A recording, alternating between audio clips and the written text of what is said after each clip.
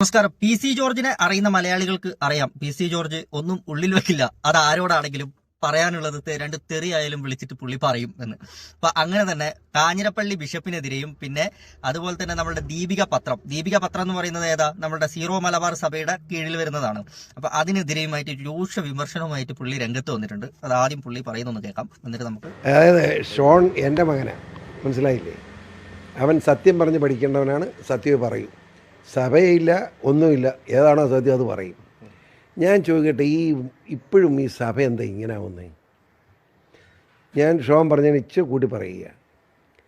നമ്മുടെ കാഞ്ഞിരപ്പള്ളി ബിഷപ്പ് ഉള്ളൊരു മര്യാദക്കാരനാണെന്ന് ജനം വിചാരിക്കുന്നു.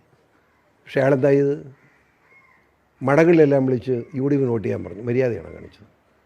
മര്യാദയാണോ? അതുപോലെ അയക്കെന്താ അവകാശം? ഈ സഭ എന്ന് പറഞ്ഞാൽ UDP ആണ്. ഞാൻ ചോദിക്കട്ടെ, ഇവിടെ പൂഞ്ഞാറിൽ നിൽക്കുന്ന സ്ഥാനാർത്ഥികൾ 3 പേരാണ്, ഞാനും UDPും LDFും. ഈ സഭയ്ക്ക് എന്തെങ്കിലും ഗുണം കിട്ടിയിട്ടുണ്ടെങ്കിൽ അത് എന്നെ കൊണ്ടാണ്. മറ്റ് രണ്ടവന്മാർക്ക് എന്ത് കിട്ടി? അവന്മാർക്കൂടെ എന്ത് കിട്ടിയിട്ടാണ് ഈ സഭ ഇങ്ങനെ വൃത്തികെട്ട പണി ചെയ്യുന്നത്? നാണം കെട്ടവന്മാർ. ഈ സഭയെ തള്ളിപ്പറയേണ്ടി വരും. സഭയല്ല തള്ളിപ്പറയുന്നത്, ഇങ്ങനെ മെത്രാന്മാരെ തള്ളിപ്പറയും, ഒരു സംശയം വേണ്ട. ഈ മെത്രാന്മാരപ്പം നിരന്തരം, അതായത് BJPക്ക് വോട്ട് ചെയ്യേണ്ട, ഇത്രയൊക്കെ വിഷയങ്ങൾ ഉണ്ടായ സാഹചര്യത്തിൽ BJPക്ക് വോട്ട് ചെയ്യേണ്ട എന്നുള്ള അതേ നിലപാടിൽ തന്നെ അവർ നിൽക്കുകയാണ് അല്ലേ? ബോധം വിവരം വേണ്ട ഇവനൊക്കെ. ഞാൻ പച്ചക്കങ്ങ് പറയാം. അതായത് നിയമം കൊണ്ടുവരുന്നു. ആ നിയമം കൊണ്ടുവരുന്ന എംപാർക്ക് ഇത്ര വിഷമം. വിദേശത്ത് പണം മേടിക്കുന്നു. ആ പണം മേടിക്കുന്ന കണക്ക് കൊടുത്താലില്ല കുഴപ്പം. ഇതിലൊക്കെ രസമല്ല.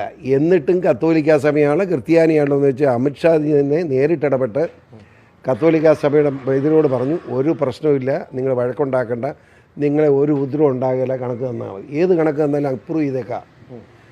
അതുപോലെ തന്നെ റിജു മന്ത്രി ഇതുകൊണ്ട് ക്രൈസ്തവ യോഗത്തിന് ഒരു ബുദ്ധിമുട്ടും ഉണ്ടാകാൻ അനുവദിക്കാൻ പ്രശ്നമില്ലെന്ന്.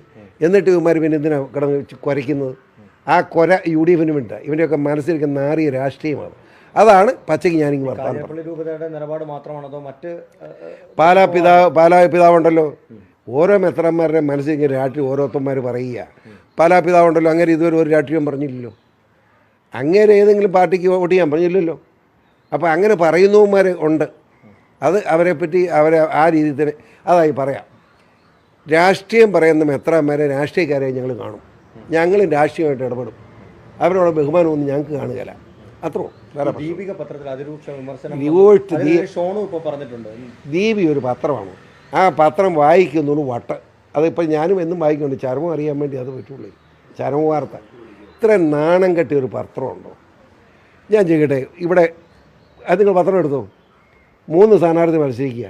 എൻ്റെ പേരോ പടമോ ഇന്നുവരെ വന്നിട്ടില്ല ദീപികയിൽ.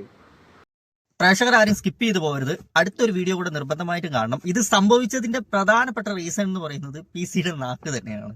മനസ്സിലായില്ലേ? എന്ന് വെച്ചാൽ വെള്ളം കോരിയിട്ട് അവസാനം പടിക്കൽ കൊണ്ടുപോയി കലമിട്ട് ഉടച്ചു എന്ന് പറഞ്ഞ അവസ്ഥയിലാണ് PC ചെയ്തു വെച്ചത് ഇതിനു മുമ്പ്. അപ്പൊ ആ പ്രസംഗം കൂടി ഒന്ന് കേൾക്കാം നമുക്ക്. ക്രിസ്ത്യാനി നമ്മൾ ഇവിടെ കിടന്ന് ചാടുന്നവരെ എത്ര ഉണ്ടെന്നറിയാം. ഞാൻ ഉൾപ്പെടെ ക്രിസ്ത്യാനി ഇന്ത്യ രാജ്യത്ത് 2.5% എന്നത്തെയാണ് കിടന്ന് ചാടുന്നത്. BJPയുടെ മാന്യത കൊണ്ടല്ലേ അവരെ ചുവന്നുകൊണ്ട് നടക്കുന്നത്. ഇത്രയും കൂടുതൽ ക്രിസ്ത്യാനി അംഗീകരിച്ചൊരു രാഷ്ട്രീയ പാർട്ടി ഉണ്ടായിട്ടുണ്ടോ? കോൺഗ്രസ് ഭരിച്ചു പോലും ഇത്രയും ക്രിസ്ത്യാനി മുഖ്യമന്ത്രി ഉണ്ടായിട്ടുണ്ടോ? ഇതൊക്കെ ഒളിച്ചു വെച്ചുകൊണ്ട് ഈ പിതാക്കന്മാരൊക്കെ ഊളത്തരം പറയാൻ പാടില്ല. അതുകൊണ്ട് ഇത്രയും കടുപ്പിച്ച് പറയുന്നത്. കൊടുക്കുമ്പോൾ ഇത് മുഴുവൻ കൊടുക്കണം. എന്തായാലും അവസാന നിമിഷം PC ചെയ്തത് മണ്ടത്തരായെന്ന് എനിക്ക് പറയാനുള്ളൂ. കാരണം വെള്ളം മൊത്തം കോരിയിട്ട് കലം കൊണ്ടേ അവസാനം പടിക്കലിട്ട് ഉടച്ച പോലെയായിപ്പോയി ഈ പറയുന്ന മെത്രാന്മാരെയൊക്കെ കയറി വെല്ലുവിളിച്ചത്. അല്ലെങ്കിൽ ശരിക്കും പറഞ്ഞാൽ മെത്രാന്മാരുടെയൊക്കെ പിന്തുണ PC-ക്ക് കിട്ടിയേനെ. കാരണം PC ഒരു വിശ്വാസിയും പോരാത്തതിന് ഈ സഭകളുമായിട്ട് അത്യാവശ്യം ബന്ധം ഉള്ള ഒരാളുമായിരുന്നു പണ്ട്. അപ്പോൾ തീർച്ചയായിട്ടും PC-ക്ക് ആ വകയിൽ കുറച്ച് വോട്ട് കിട്ടേണ്ടത് തന്നെയാണ്. അത് കളഞ്ഞു കുടിച്ചത് PC-യുടെ നാക്ക് തന്നെയാണ്. പക്ഷെ അത് പറഞ്ഞിട്ട് കാര്യമില്ല. ഈ PC-ന്റെ സ്വഭാവം പണ്ട് മുതലേ മലയാളികൾക്ക് അറിയാവുന്നതാണ്. രാഷ്ട്രീയക്കാരുടെ അടുത്തായാലും അല്ലെങ്കിൽ മെത്രാന്മാരുടെ അടുത്തായാലും അച്ഛന്മാരുടെ അടുത്തായാലും PC-ക്ക് പറയാനുള്ളത് PC 2 തെറിയായിട്ടെങ്കിലും വിളിച്ചു പറയുന്ന സ്വഭാവമാണെന്ന്. എന്തായാലും PC ജയിക്കുമോ ജയിക്കില്ല എന്നൊന്നും എനിക്കറിയില്ല. പക്ഷെ ഈ പറഞ്ഞ പോലെ PC-യുടെ കുറച്ച് വോട്ടുകൾ നഷ്ടപ്പെട്ടത് ഈ രീതിയിലായിപ്പോയി.